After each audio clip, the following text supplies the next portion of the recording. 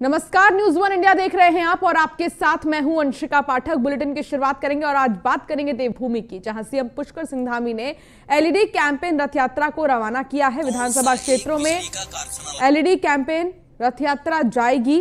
प्रदेश अध्यक्ष मदन कौशिक भी इस दौरान मौजूद रहे।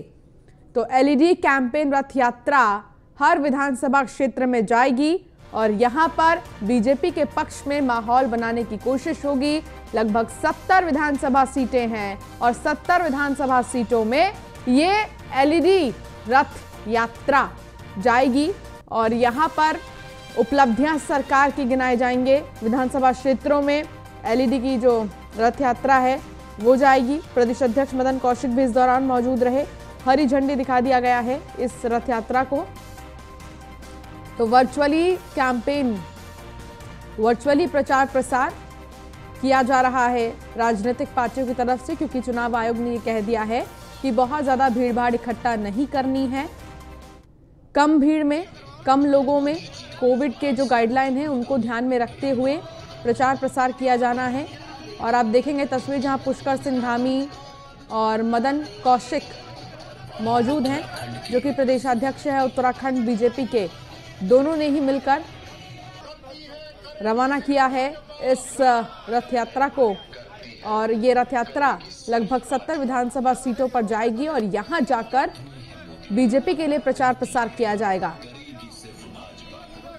किया है, करती है, करेगी सिर्फ भाजपा, क्योंकि उत्तराखंड में अभी तक जो भी काम हुआ है केवल भाजपा के शासनकाल में हुआ है। अटल बिहारी वाजपेयी जी का शासनकाल हो या नरेंद्र मोदी जी का शासनकाल हो या वर्तमान की भारतीय जनता पार्टी की सरकार हो, जो काम भारतीय जनता पार्टी के शासनकाल में हुए वो कभी नहीं हुआ। इसलिए आज हमने अपने रथों को रवाना किया है जो पूरे प्रदेश के अंदर जाएंगे और भारतीय जनता पार्टी के माननीय मोदी जी के द्वारा किए हुए कामों को जन जन तक पहुंचाएंगे। लोगों का आशीर्वाद मांगेंगे कि एक बार फिर से सरकार, ऐसी सरकार जो सरकार नरेंद्र मोदी जी की सरकार के साथ चल पाए और उत्तराखंड को विकास के रास्ते पर।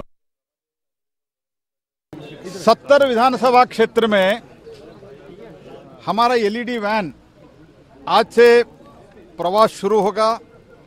एलईडी वैन में हम पहली बार केंद्र और राज्य में जब भारतीय जनता पार्टी के सरकार चुन के आए, 5 वर्ष पूरा केंद्र और राज्य में भारतीय जनता पार्टी के माननीय नरेंद्र मोदी जी के नेतृत्व में सरकार में हुआ है, वो हम पक्का शोकेसिंग कर रहे हैं।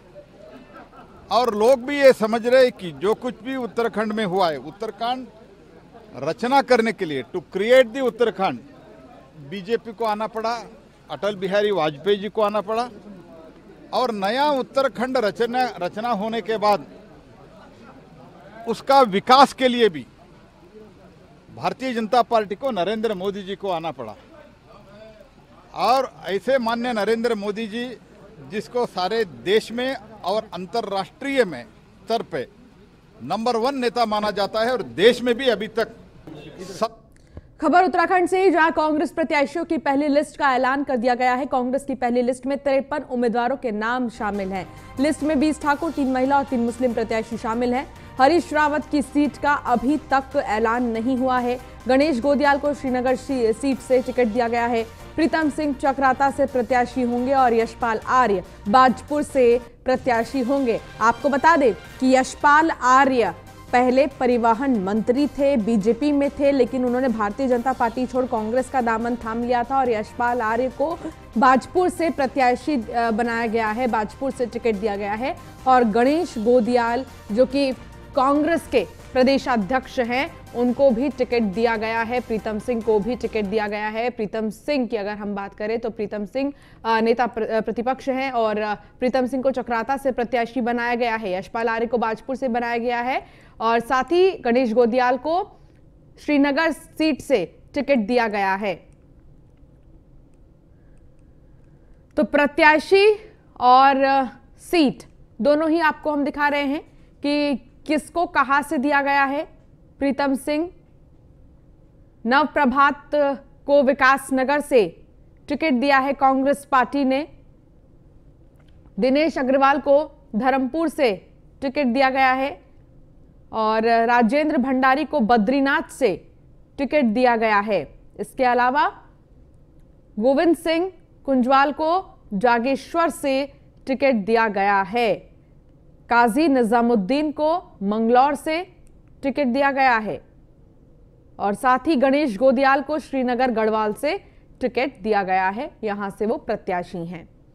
हरीश धामी को धारचूला से प्रत्याशी बनाया गया है, यहां से उनको टिकट दिया गया है। करण महारा को रानीखेत से प्रत्याशी बनाया गया है, ये सीट उनको दी गई है, टिकट उनको यहीं से दिया गया है। मदन सिंह बिष्ट को द्वाराहाट से प्रत्याशी बनाया गया है और भुवन कापड़ी को खटीमा से। आपको बता दें कि खटीमा से भारतीय जनता पार्टी के उम्मीदवार खुद पुष्कर सिंह धामी हैं। सुरेंद्र सिंह नेगी को कोटद्वार से दिया गया है टिकट और ललित को कपकोट से। इसके अलावा हिमेश खरकवाल को चंपावत से। तो जो ये लिस्ट जारी की गई है इसमें अधिकतर ठाकुरों को उम्मीदवार बनाया गया है और साथ ही महिलाओं को भी इसमें मौका दिया गया है। तो कांग्रेस ने जारी की 53 प्रत्याशियों की लिस्ट। 3 विधानसभाओं पर सिटिंग विधायकों के टिकट पर मुहर लगी है। मंगलौर से काजी मोहम्मद निजामुद्दीन को बनाया गया उम्मीदवार और भगवानपुर से ममता राकेश और कलियर से फुरकान अहमद को टिकट मिला है। रुड़की, खानपुर और झबरेड़ा के दावेदारों को इंतजार थोड़ा करना होगा। तो इन नेताओं का जो टिकट है वो नहीं काटा गया, इनको दोबारा मौका दिया गया है। लेकिन कुछ और भी ऐसे उम्मीदवार हैं जिनको थोड़ा और इंतजार करना होगा, अभी उनके नामों का ऐलान नहीं किया गया है। तो किसको कहां से टिकट दिया गया है ये हमने आपको बताया, लेकिन बड़ी बात तो ये है कि रुड़की, खानपुर और झबरेड़ा के जो प्रत्याशी हैं उनको इंतजार करना होगा। कांग्रेस ने 53 प्रत्याशियों की लिस्ट जारी की है, अपनी पहली लिस्ट जारी कर दी है। 3 विधानसभाओं पर सिटिंग विधायकों के टिकट पर मुहर लगी है, जिसमें काजी निजामुद्दीन मोहम्मद निजामुद्दीन को उम्मीदवार बनाया गया है मंगलौर से।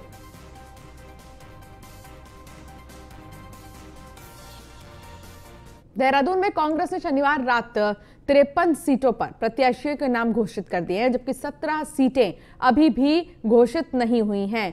हरक रावत और उनकी बहू अनुकृति के टिकट फिलहाल फाइनल नहीं हुए हैं। तो वहीं मसूरी से गोदावरी थापली और राजपुर रोड से राजकुमार समेत रायपुर से खांटी कांग्रेसी हीरा सिंह बिष्ट को टिकट मिला है। हरीश रावत के चुनाव लड़ने पर अभी भी सस्पेंस बरकरार है। बता दें कि देहरादून की डोईवाला सीट पर अभी तक ना भाजपा ने और ना ही कांग्रेस ने प्रत्याशी घोषित किया है, जिससे ये विधानसभा सीट हॉट बनने के साथ ही सस्पेंस वाली भी बन गई है।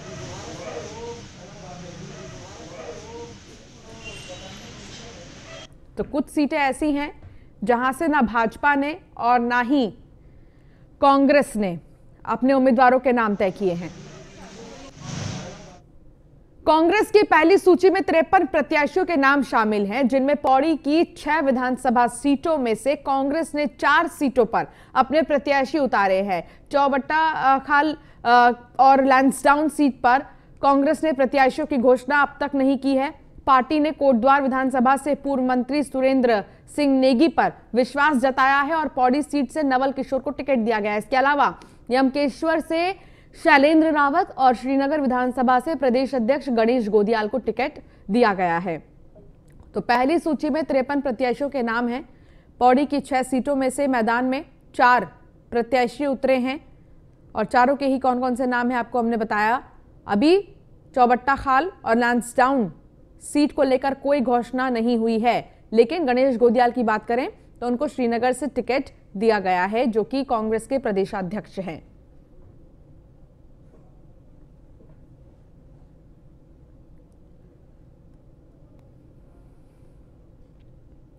ज्वालापुर विधायक सुरेश राठौर ने बारिश के चलते भी विधानसभा के पूर्वी मंडल में डोर टू डोर जनसंपर्क अभियान चलाया है। इस दौरान उन्होंने कहा कि जिस तरह मुख्यमंत्री पुष्कर सिंह धामी जनता के सेवक हैं, ठीक उसी तरह मैं भी जनता की सेवा करने, उनका आशीर्वाद लेने आया हूं। क्षेत्र की जनता का स्नेह और साथ हमें मिल रहा है।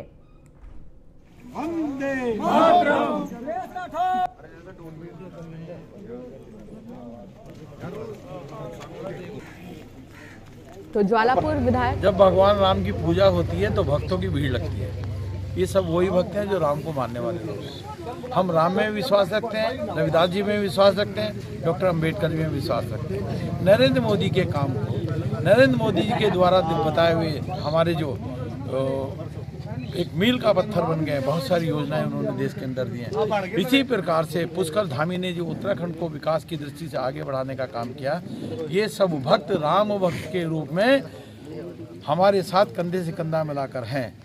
भक्त के बिना भगवान भी, तो इसलिए राम के भक्तों के साथ हम जो प्रचार प्रसार में निकले हैं, उनमें रविदास जी के भक्त भी आ गए, उसमें डॉक्टर भीमराव अम्बेडकर जी के पुजारी भी आ गए, और हर हर महादेव का गुणगान करते हुए हिंदू मुस्लिम सिख ईसाई सब मिलकर काम कर रहे हैं। जब तो लंबी जद्दोजहद के बाद आखिरकार कांग्रेस ने प्रत्याशियों की लिस्ट जारी कर ही दी।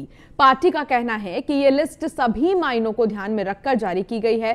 तो वहीं पूरे मामले में कांग्रेस प्रवक्ता गरिमा दास सोनी का कहना है कि भाजपा में जिस तरह से टिकट वितरण के बाद कई उम्मीदवार बागी तेवर अपनाए हुए हैं, तो वहीं कांग्रेस में ऐसा कुछ नहीं है। कांग्रेस ने सोच समझकर टिकट दिए हैं और जल्द ही दूसरी लिस्ट भी आने वाली है। मैं अपने घोषित प्रत्याशियों को बहुत बहुत बधाई और शुभकामनाएं देना चाहती हूं और अपने आला कमान का, हाई कमान का बहुत धन्यवाद करना चाहती हूं। आपने बहुत मशक्कत के बाद बहुत देरी से लिस्ट निकाली, लेकिन जो लिस्ट निकाली है वो बेहतरीन लिस्ट है। शायद इससे बेहतर प्रत्याशी कोई हर विधानसभा में हो भी नहीं सकते थे। मैं अपने कांग्रेस ने जहां शनिवार रात 53 प्रत्याशियों की लिस्ट जारी कर दी है, तो वहीं हल्द्वानी विधानसभा से दिवंगत नेता प्रतिपक्ष इंदिरा हृदयेश के बेटे सुमित हृदयेश को हल्द्वानी सीट से उम्मीदवार घोषित किया गया है, जिसके बाद उनके निवास पर बधाई देने वालों का तांता लगा हुआ है। सुमित हृदयेश को टिकट मिलने से सभी कांग्रेस कार्यकर्ताओं में भारी जोश दिखाई दे रहा है। तो वहीं उम्मीदवार का कहना है कि हल्द्वानी में विकास को लेकर जिस प्रकार से उनके ड्रीम प्रोजेक्ट थे, उन्हें वे भविष्य में आगे बढ़ाने का काम करेंगे। राजनीतिक सामाजिक कौशल जो उत्तीर्ण उन्होंने करा, उन्हीं पच्चीनों पे चलते हुए हमें हल्द्वानी की जो मांग है, उन्हें विधायक इंदिरा हृदयेश जी जैसा चाहिए। उससे कम में ना वो मानने वाले हैं और ना समझने वाले हैं। तो अवश्य ही ये बहुत बड़ी चुनौती है और अवश्य ही जो उनके सहयोगी रहे, चाहे बड़े से बड़े जो हमारे प्रदेश के नेता हों, चाहे हमारे कार्यकर्ता हों, इन सब का सहयोग मिलेगा संयुक्त तौर से, तो अवश्य वो कार्य हम संपूर्ण करेंगे। राजनीतिक सामाजिक दिनेशपुर में नेताजी सुभाष चंद्र बोस की 125वीं जयंती को प्रेस क्लब ने क्रांति दिवस के रूप में मनाया। सभी अधिकारियों ने सुभाष चंद्र बोस की तस्वीर पर पुष्प अर्पित कर भावभीनी श्रद्धांजलि दी। तो वहीं संरक्षक सरोज मंडल कहा कि नेताजी देश के पहले प्रधानमंत्री थे और नेताजी ने ब्रिटिश शासक से आजाद हिंद फौज का गठन किया था। साथ ही शास्त्र आजादी की लड़ाई लड़कर भारत के कई राज्य को आजाद कर तिरंगा भी लहराया था। तो तस्वीरों में आप देख सकते हैं पुष्प अर्पित कर श्रद्धांजलि दी गई उन्हें, उनको याद किया गया। सुभाष चंद्र बोस को दिनेशपुर में तमाम लोग इकट्ठा हुए और उन्होंने नमन किया। देशभक्त और देश के महान सपूत नेताजी सुभाष चंद्र बोस जी की जयंती आज ही हमारे प्रेस क्लब दिनेशपुर के सभी सम्मानित सदस्यों ने मनाई है यहाँ पे, और उन्होंने सबने पुष्पांजलि अर्पित करके उन्हें जो है नमन किया। और मैं ये बता देना चाहता हूँ कि जो है नेताजी सुभाष चंद्र बोस देश के अमर सपूत थे और उन्होंने आज़ादी के लिए सशस्त्र क्रांति की थी। एक तरफ गांधी जी आंदोलन चला रहे थे, वो अहिंसक आंदोलन था, लेकिन अंग्रेज इससे बाज नहीं आ रहे थे। कर्नल अजय कोठियाल ने अपना नव परिवर्तन संवाद स्वर्गीय गिरदा की पंक्तियां गाकर उत्तराखंड राज्य आंदोलनकारियों को समर्पित की है। इस दौरान कर्नल कोठियाल ने कहा कि 3 महीने पहले राज्य के 21वीं वर्षगांठ के दिन मैंने 5 संकल्प लिए थे। आज आपके सामने दोहरा रहा हूं। उन्होंने अपने 5 संकल्प भी दोहराए। पहला संकल्प गैरसैंण को शहीदों और आंदोलनकारियों के सपनों के अनुरूप प्रदेश की अस्थायी राजधानी बनाने। दूसरा संकल्प मुजफ्फरनगर, रामपुर, तिराहा, खटीमा, सूरी, श्रीयंत्र टापू गोलीकांड के दोषियों को सजा दिलाने। तीसरा संकल्प सरकारी नौकरियों में उत्तराखंड राज्य आंदोलनकारियों को आरक्षण देने। चौथा संकल्प उत्तराखंड राज्य आंदोलन के चिन्हीकरण को युद्ध स्तर पर पूरा करने और 5वां संकल्प उत्तराखंड में जन भावनाओं के अनुरूप मजबूत भू कानून लागू किया जाएगा। कर्नल कोठियाल ने अपने इन 5 संकल्पों को दोहराते हुए उत्तराखंड की जनता से आम आदमी पार्टी को वोट देने की अपील भी की।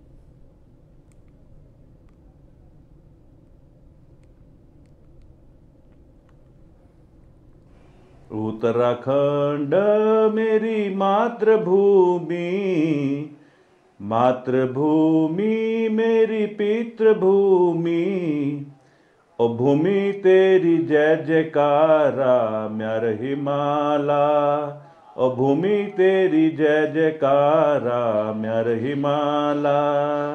मेरा पहला संकल्प है गैरसैंण को शहीदों और आंदोलनकारियों की जो सोच थी उसके तहत उत्तराखंड की परमानेंट राजधानी बनाया जाएगा। मेरा दूसरा संकल्प है मुजफ्फरनगर, खटीमा, मसूरी, श्रीयंत्र टापू गोलीकांड में जो दोषी हैं उनको सज़ा दिलवाई जाएगी। मेरा तीसरा संकल्प है सरकारी नौकरियों में उत्तराखंड राज्य आंदोलनकारियों को आरक्षण दिया जाएगा। मेरा चौथा संकल्प है उत्तराखंड राज्य आंदोलनकारियों का चिन्हीकरण युद्ध स्तर पर किया जाएगा। मेरा 5वां संकल्प है कि उत्तराखंड की जन भावनाओं के स्वरूप एक मजबूत भू कानून बनाया जाएगा। मसूरी में एसडीएम नरेश दुर्गापाल ने लंबित प्राइवेट स्टेट के नोटिफाइड और डी नोटिफाइड को लेकर वन विभाग, नगरपालिका परिषद समेत देहरादून विकास प्राधिकरण और सर्वे ऑफ इंडिया के अधिकारियों के साथ बैठक की।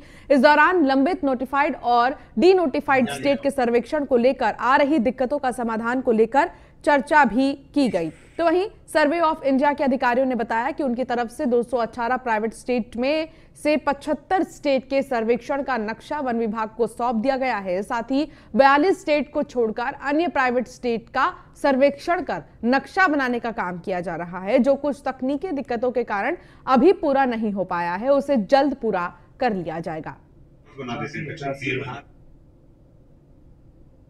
मसूरी जो हमारा शहर है इसमें जो प्राइवेट स्टेट्स हैं वह 218 प्राइवेट स्टेट्स हैं, जिनका काफ़ी लंबे समय से ये इश्यूज है कि इसमें प्राइवेट फॉरेस्ट है तो वो नोटिफाइड फॉरेस्ट के रूप में उसको किया जाना था, शेष एरिया डी नोटिफाई किया जाना है।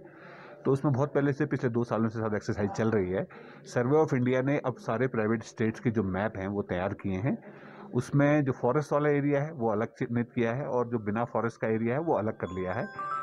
उस पर एक कमेटी बनी थी जो मेरे से पहले एसडीएम साहब उन्होंने बनाई थी। तो आज उस कमेटी की हमने बैठक की है। अभी 75 मैप्स मिले हैं हमको सर्वे ऑफ इंडिया से। अब उसका हमने ग्राउंड पर सर्वे भी वो करा लिया है, सत्यापन।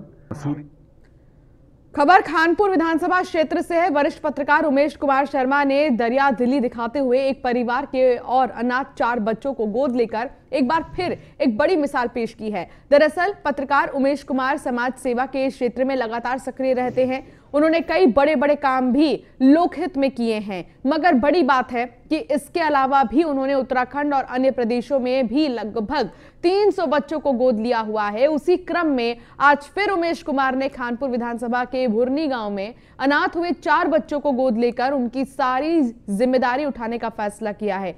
इन बच्चों के सर से इनके मां और पिता दोनों का साया उठ चुका है। घर में सिर्फ इनकी बूढ़ी दादी के अलावा कोई नहीं है, साथ ही ना घर में कोई कमाने वाला है और ना ही कोई संभालने वाला। पत्रकार उमेश कुमार को जब इनके बारे में जानकारी मिली तो वो तत्काल इनके घर पहुंचे और इन मासूमों को गोद लेने का फैसला किया। उमेश कुमार ने इनकी पढ़ाई लिखाई से लेकर घर का राशन, कपड़े, दवाई आदि सभी प्रकार के मदद करने का भरोसा जताया है।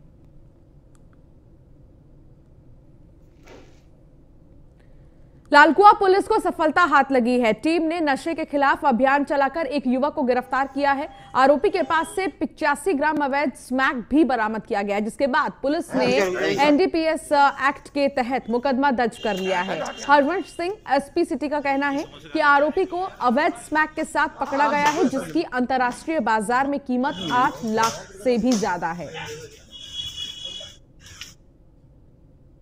कल जो हमारा नशे के विरुद्ध अभियान चलाया जा रहा है उसमें कल हमारे थाना लालकुआं और एसओजी टीम के संयुक्त अभियान में बाबू हसन नाम के व्यक्ति को गिरफ्तार किया गया है।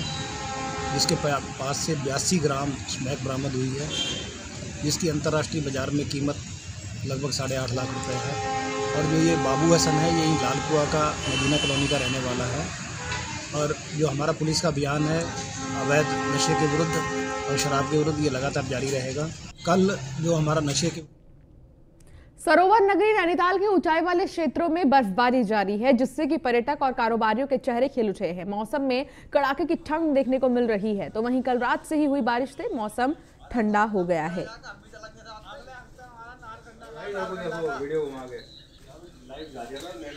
तो कारोबारियों में खुशी की लहर है। तस्वीरों में आप देख सकते हैं कि मौसम का मिजाज नैनीताल में बदल गया है और जितने भी पर्यटक सैलानी यहां पर पहुंच रहे हैं उनके चेहरे खिल उठे हैं, क्योंकि हर कोई स्नोफॉल का इंतजार करता है और जैसे ही यहाँ बर्फबारी होती है तो जितने भी लोग यहाँ घूमने आते हैं उनके लिए एक नई चीज हो जाती है। यहाँ पर दूर दराज से लोग आते हैं और इस मौसम का लुत्फ उठाते हैं। तस्वीरों में आप देख सकते हैं कुछ सैलानी भी यहाँ पर पहुंचे हैं जो इस पल को अपने साथ लेकर जा रहे हैं। यहाँ से हर कोई यहाँ पर फोटोग्राफी और वीडियोग्राफी करता है और इस खूबसूरत मौसम को देखने के लिए लोग दूर दराज से आते हैं। तो पर्यटकों के चेहरे जो हैं वो खिल उठे हैं। हालांकि बहुत ज़्यादा बर्फबारी हो रही है, जिसके चलते जो सड़कें हैं वो बंद हो गई हैं बर्फ के चलते, लेकिन दूसरी तरफ बर्फ को हटाने का भी काम लगातार किया जा रहा है। हल्की बारिश हुई है और इसके चलते ठंड भी बढ़ गई है नैनीताल में। तो टेम्परेचर तो डाउन है, लेकिन इसको भी जितने भी सैलानी वहां पर पहुंच रहे हैं वो एंजॉय करते नजर आ रहे हैं। दूर दराज से लोग पहुंचे हैं।